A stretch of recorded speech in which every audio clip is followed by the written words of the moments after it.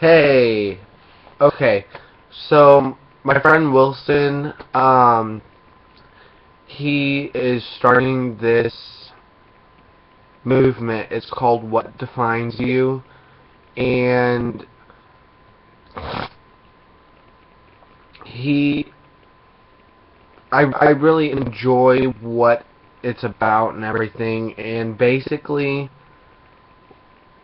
what it's like, instead of the stereotypical things that people in society has used to define people and put people and things into categories, um, basically it's where you can draw something and you can write either your initials and then write words or things that define you as a person. And I'm not so much artistic. Like, I am, but I like using my words in speech rather than writing them down, unless, I mean, it all depends. But things that define me are pure, are pure, are intuitive, smart, witty, funny, outgoing, outspoken, caring, loving, genuine, sweet, kind. Like, I don't see or put myself into categories that, like, say, the LGBT community. There's a lot of different things that are, like, what he said in his video, stereotypes and phrases like twink, masculine, HWP, which is height, weight, proportionate, um, very VGL, very good looking.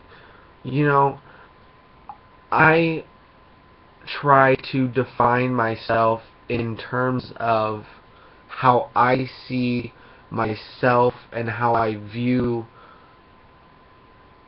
that other people would see me and would want to see me, as a very genuine, outspoken, kind-hearted, loving person that doesn't really care if you think I fit into the twink category or the whatever category, that society has kind of made for us as humans. It's everywhere, I mean, so honestly, to me, this movement, I see it doing good, because to me it's like people can see their self outside of what society says. Um, I think that's the biggest thing here, is to just get rid of all the stereotypical words and slang that, you know, have been used against or used to describe somebody. You know, like, I mean, I'm gay, but I don't necessarily like the stereotypical gay guy that you would see in older movies, where it's this flamingly, always flamboyant type of guy. I mean, I have a flamboyant side to me, but, you know, like, everybody has different things within themselves, but that doesn't necessarily mean that's who they are. You know, that one thing about a person's life does not necessarily define them as a person. It may define a small aspect of their life. It may shape who they are as a whole person, but it does not say that that is who they are and there's nothing else to think or see or want to know about that person. You know, everybody has qualities, and everything about those qualities are gonna be most likely different than another person. Because, I mean, if we were all the same, we might as well just be robots. We might as well just be programmed like computers and have no emotion, no say in what happens, and we all just do the same exact thing day in and day out. You know, but no, we are an emotional state of being. We as humans have cognitive thinking to where when we have things pushed on us, as in what's the word I'm looking for? Like if I'm told I have to meet these standards of being a man or whatever, and one of those standards is that I have to get married to a woman and I have to have kids with her and have the rest of my life spent, well, say that's on the very top from growing up to that. And that's how it's been for so many years. And granted, I can actually get married to somebody I truly love now. I mean, it's not recognized federally, but I mean, there are some states that do recognize it now as a human right, that I should be able to get married to the man that I love. Well, before that ever even crossed my mind that that would ever be a possibility, I had a fear that I'd be alone. I failed my dad because I can't meet that standard, you know. I'm not gonna marry somebody that I don't love. I mean, that's just how it is. But there again, we are human. We are all different. We have different ideas, different thought processes. And that's where we communicate with each other, and we are able to coexist because of that communication and learning to understand each other in the most intimate of ways, considering that you might have two totally opposite ideas on how something might be solved, but yet you're willing to see each other's differences and ideas and try to use both ideas as one to solve that issue.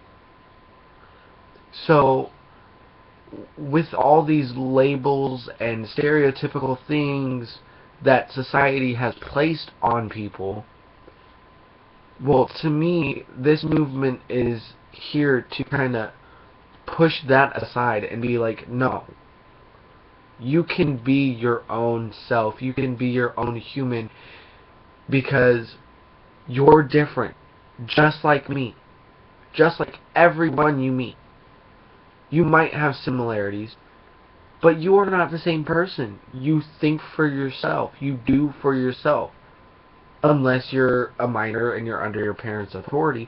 But you do for yourself as a human being. Like, if you have to go to the bathroom, you're not gonna wait till somebody says, now you may go. You know? Like, if you're in a classroom and you really, really, really have to go, or whatever, you're most likely not going to ask the teacher unless it's in a very important conversation or discussion. But that's pretty much how I see this, and I really hope that you heard kind of what I described myself as, of what defines me, and all the words that do define me are pure, genuine, and they're not all these stereotypical things that society has used towards men, towards the LGBT community, towards me in general, as what peers have said to me. They are total opposite, because I don't see the value in what they have to say about me. I see the value in what I see about me, that I like, that the people that truly care and love me, that's what they see. They don't see what somebody just assumes about you. They see you in the most intimate, passionate, loving way, that they see the real you. They don't just see one part of your life. They see you as a whole, with all your faults, with all your imperfections, but they love you anyways. So I really hope that you understand that. And I love you, and I hope that you guys would be willing to make video responses, or even a picture response with just your initials and words that define you around it, or even on it. Like, just use your artistic abilities, whatever they may be, as words, poems, a video. So that is my video for what defines you, and those words truly do define me to the most utmost, highest standard that I would ever have, because I don't care what somebody has to say about me if they just know one aspect of my life. If they don't see me as a whole person, then there's really no point in taking their words to heart. So I will be keeping you guys updated, and so will Wilson. So have a good start of the year and everything. Love you guys.